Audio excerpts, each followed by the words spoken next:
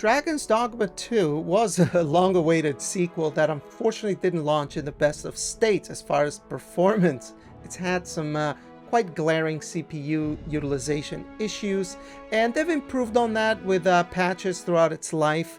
But recently we got a new patch just the other day that's supposed to improve CPU performance. It adds a casual mode and also a ton of other fixes. So what we're going to do in this video is compare some older footage that I've captured in the city of Vernworth and compare it to the recent patch.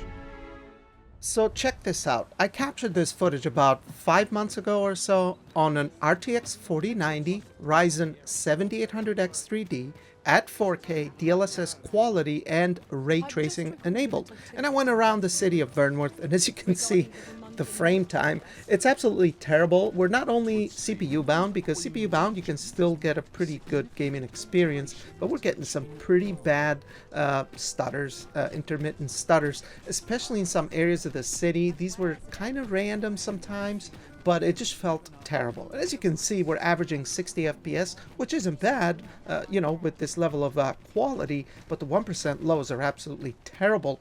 26 FPS, 1% low. So what would this area look like with today's patch? Let's take a look. We'll use the same exact settings.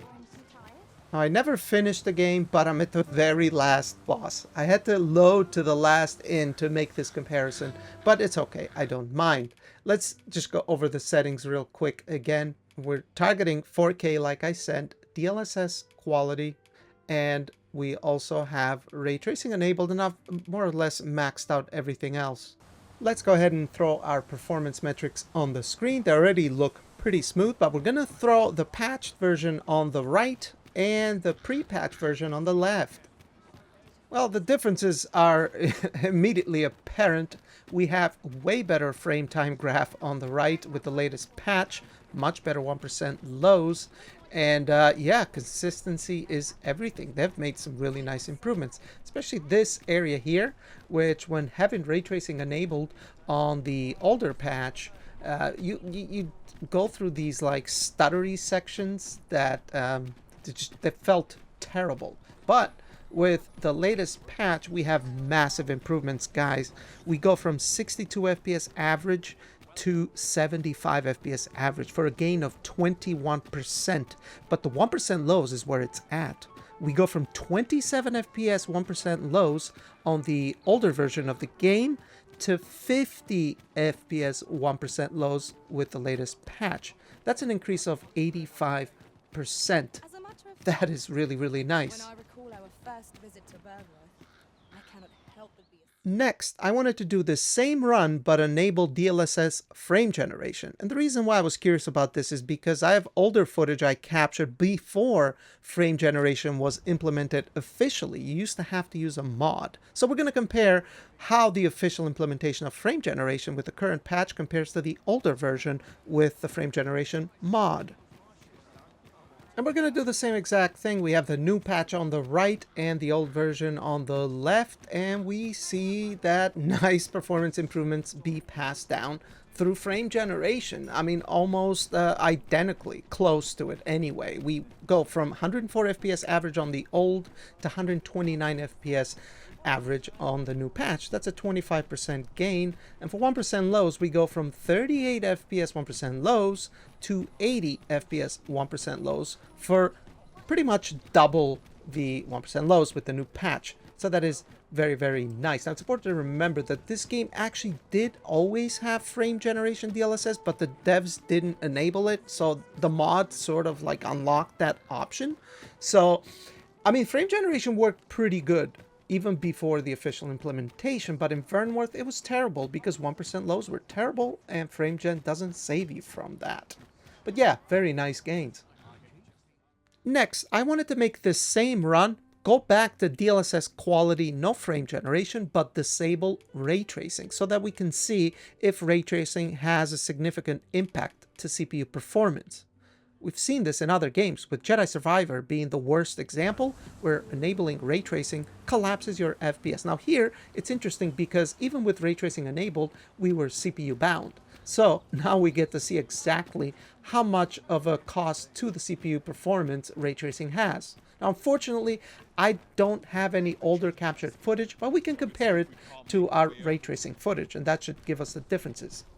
And here we go, guys. We're going to throw ray tracing on the left and ray tracing off on the right. Well, I'm happy to report that there actually isn't a massive cost to the CPU when you turn on ray tracing. As a matter of fact, our 1% lows are pretty much within margin of error. Average FPS is a little bit higher with ray tracing off. It goes from 75 FPS to 88 FPS, so that's a 17% gain in CPU performance for average. But 1% lows, which are even more important than averages, are actually pretty much the same. So that is actually pretty good. Again, Jedi Survivor is the worst example of CPU getting overburdened by ray tracing. And in Dragon's Dogma 2, it's actually pretty good. Alrighty, so I think we've looked at Vernworth enough. I wanted to check out the countryside right outside the city real quick, and then we can wrap up the video. Now for this one, I was curious to see what native 4K would look like. So let's go over the settings. I've gone back and turned ray tracing on, and we've disabled DLSS. Now the image quality slider, I've put that in the middle because I have older footage that has the image quality slider in the middle. Now, as far as I'm aware, image quality slider in the middle is supposed to be 100% and then maxed out 200% or 150%. In other RE Engine games, that's usually how it is. Maxing out the image quality slider or scale, it's usually more than 100%. But either way, we have like-for-like footage. And I was mostly curious about 1% lows here because at 4K without DLSS, we appear to be mostly pretty much GPU bound, right? Now, as far as the differences, keep in mind that we are GPU bound here. I mostly wanted to take a look at the 1% lows primarily.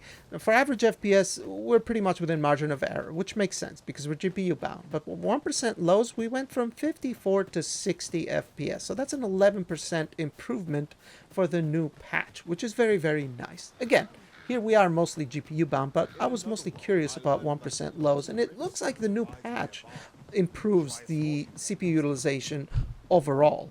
But obviously, mostly where you are CPU bound. That makes sense. But what if we go ahead and turn on DLSS? Well, let's check out DLSS quality and engage in a little bit of combat up ahead, and we'll wrap it up. Alrighty then, so if we turn on DLSS, set it to quality, it's not that big of a difference. Again, for averages, we're actually identical, 95 FPS on both, but for 1% lows, we actually went up to 20% faster versus the 11% at native 4K. So I guess that kind of makes sense. Not as much of a noticeable difference as it was in Vernworth, but then again, that's because the city of Vernworth and other areas like it were so bad that that's what these improvements are the most noticeable. The countryside and the battles overall, they weren't too bad. As you can see, I mean, it's fine. But an improvement's an improvement, and, you know, it's a very good patch. Other than the fact that they've added so many other fixes and an easy mode. So that, you know, that's nice to see, making the game more accessible. That's pretty good. Because it is a good game, and I kind of wish that games launched, you know, with all these patches day one instead of, you know, taking over a year worth of patches for them to get to a state where they should have been. So yeah, but you know, it's a welcome patch, and it's nice to have, absolutely. Alrighty then, so to wrap it all up, we saw massive gains in the city of Vernworth, and I'm sure in other CPU heavy areas it's probably going to be the same. And I'm also glad that there was always these like spots in the map that resulted into like heavy stutters, like hitching, as we saw in the city there. For those seem to be gone, so I haven't encountered those, so that's very nice. They seem to have made quite a bit of optimizations here. Great to see, guys. But again, why is it taking so long for these games to get these crucial patches? It kind of sucks, because it just makes it more difficult to invest into games and buy them day one, let alone pre-order them like some of these devs want us to.